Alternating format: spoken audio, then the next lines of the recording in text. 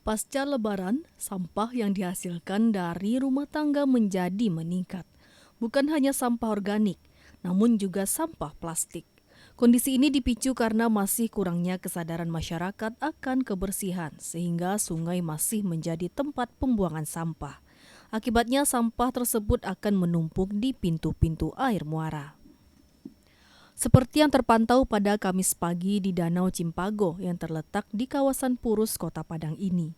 Terlihat petugas dari Dinas Lingkungan Hidup sedang membersihkan sampah di danau buatan ini. Sampah dikumpulkan dengan menggunakan perahu. Menurut petugas, sampah yang ada di Danau Cimpago berasal dari aliran sungai yang langsung masuk ke pintu air danau. Diperparah lagi tidak adanya filter yang menghalangi, sehingga Danau Cimpago menjadi lautan sampah. Danau seluas 2 hektar ini pada awalnya dibuat sebagai drainase untuk mengendalikan banjir di Kota Padang. Di samping itu juga tempat ekowisata masyarakat sekitar. Namun di saat musim penghujan, danau buatan ini selalu dipenuhi dengan sampah. Sampah yang mengambang ini rata-rata adalah berbahan plastik berupa botol-botol kemasan dari berbagai merek, seperti botol air mineral dan soda, cup mie instan, styrofoam, dan jenis sampah lainnya.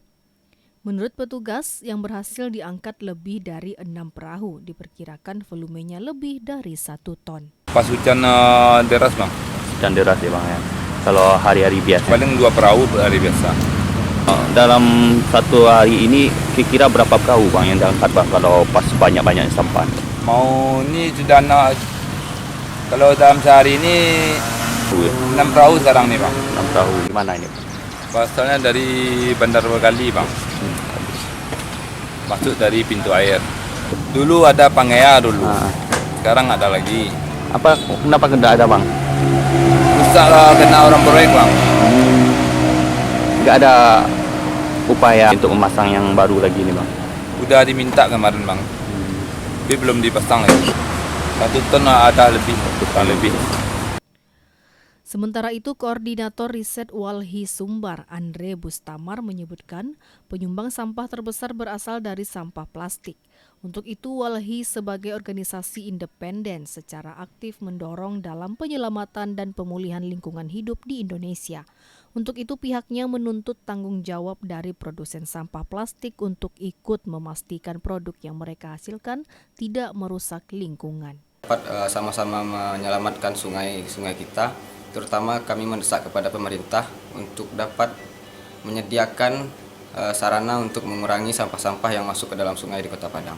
Selain itu kami juga melakukan audit brand. Audit brand kami lakukan untuk mengetahui produsen-produsen mana saja yang melakukan produksi dan menghasilkan sampah hingga sampahnya masuk ke Sungai Batang Arau dan Sungai Batang Peranji.